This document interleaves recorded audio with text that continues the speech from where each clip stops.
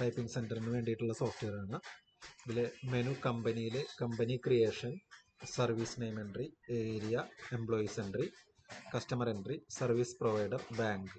അതുപോലെ തന്നെ സർവീസ് എന്ന് പറഞ്ഞ മൊഡ്യൂളിൽ സർവീസ് ഓർഡർ, കൊട്ടേഷൻ അങ്ങനെയുള്ള കാര്യങ്ങൾക്ക് വേണ്ടിയിട്ട്. പിന്നെ സർവീസ് ബില്ലിംഗ് ഉണ്ട്.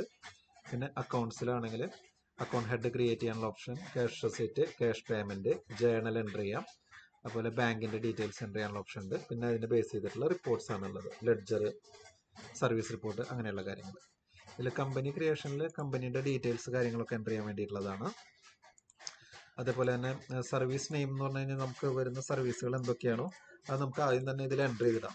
അപ്പോൾ ചില സർവീസുകൾക്ക് ടാക്സ് ഉള്ളതായിരിക്കും, വാറ്റ് ഉണ്ടായിരിക്കും, ചിലതിന് വാറ്റ് ഉണ്ടായിരിക്കില്ല, അതിവിടെ മെൻഷൻ ചെയ്യാം. പിന്നെ വരുന്നത് സ്റ്റാഫിൻ്റെ ഡീറ്റെയിൽസ് ആണ് വരുന്നത്. സ്റ്റാഫിൻ്റെ ഡീറ്റെയിൽസ്, അവരുടെ പാസ്പോർട്ട് നമ്പർ, വിസ ഡീറ്റെയിൽസ് അങ്ങനെയുള്ള കാര്യങ്ങളും കൊടുക്കാനുള്ള ഓപ്ഷൻ ഉണ്ട്.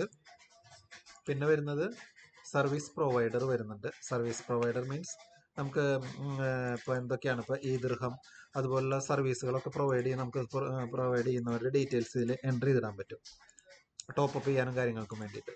പിന്നെ കസ്റ്റമർ എൻട്രി ആണുള്ളത്. കസ്റ്റമറുടെ ഡീറ്റെയിൽസ് ഇതിൽ എൻട്രി ചെയ്യാനുള്ള ഓപ്ഷൻ ഉണ്ട്. ഒരു പേര്, അഡ്രസ്സ്, ഫോൺ നമ്പർ അങ്ങനെയുള്ള കാര്യങ്ങളൊക്കെയാണുള്ളത്. പിന്നെ അടുത്തത് വരുന്നത് നമുക്ക് ബാങ്കിൻ്റെ ഡീറ്റെയിൽസ് എൻട്രി ചെയ്യാനുള്ള ഓപ്ഷൻ ഉണ്ട്. പിന്നെ സർവീസ് ഓർഡർ എൻട്രി ഉണ്ട്. സർവീസ് നമുക്ക് ആദ്യം ഓർഡർ ചെയ്തിടാൻ പറ്റും. അപ്പോൾ പഴയ സർവീസൊക്കെ കാണണമെന്നുണ്ടെങ്കിൽ ഇവിടെ ക്ലിക്ക് ചെയ്ത് കഴിഞ്ഞാൽ ഓർഡർ ഇവിടെ അറിയാൻ പറ്റും. ഗവൺമെൻറ് ഫീ, ക്വാണ്ടിറ്റി, റേറ്റ് കാര്യങ്ങളൊക്കെ, ടാക്സ് ഉണ്ടെങ്കിൽ ടാക്സ്, അതിൻ്റെ ഡീറ്റെയിൽസ് കൊടുത്തിടാൻ പറ്റും. അതേപോലെ തന്നെ ഇത് സേവ് ചെയ്തിടാൻ പറ്റും. അതിൻ്റെ പ്രിൻ്റ് നമുക്ക് എടുക്കാനുള്ള ഓപ്ഷനും ഉണ്ട്.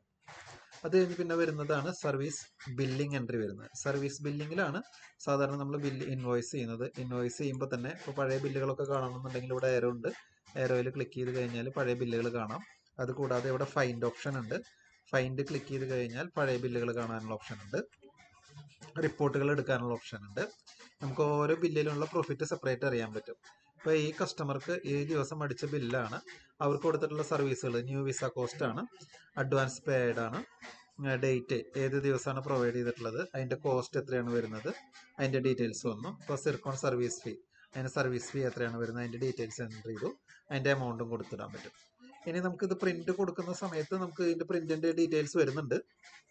ഇതാണ് വരുന്നത്. ഹെഡിങ് ഒക്കെ നമുക്ക് നമ്മുടെ ലെറ്റർ ഹെഡ് വെച്ചിട്ട് ചെയ്യാൻ പറ്റും. അതിൻ്റെ ഡീറ്റെയിൽസ് വരുന്നുണ്ട്. താഴെ ടാക്സ് ഉണ്ടെങ്കിൽ ടാക്സിൻ്റെ ഡീറ്റെയിൽസ് വരും. ഇതാണ് ബില്ല്, നമുക്ക് PDF ആയിട്ട് അയക്കാനുള്ള ഓപ്ഷനും ഉണ്ട്. പിന്നെ വരുന്നത് അക്കൗണ്ട്സ് ആണ്. ക്യാഷ് റെസീറ്റ് എല്ലാതും നമുക്ക് പ്രിന്റ് എടുക്കാനുള്ള ഓപ്ഷൻ ഉണ്ട്. ക്യാഷ് റെസീറ്റ് ആണെങ്കിലും ഏതാണെങ്കിലും നമുക്ക് പ്രിന്റ് എടുക്കാനുള്ള ഓപ്ഷൻ ഉണ്ട്. ക്യാഷ് പേയ്മെന്റ് ഉണ്ട്. അതേപോലെ തന്നെ ജേണൽ എൻട്രി ഉണ്ട്. അതുപോലെ തന്നെ റിപ്പോർട്ട്സ്, സർവീസ് റിപ്പോർട്ട് ഉണ്ട്. ലെഡ്ജറുകൾ, ഡീറ്റെയിൽസ് കാര്യങ്ങളൊക്കെ എൻട്രി ചെയ്യാനുള്ള ഓപ്ഷനും ഉണ്ട്.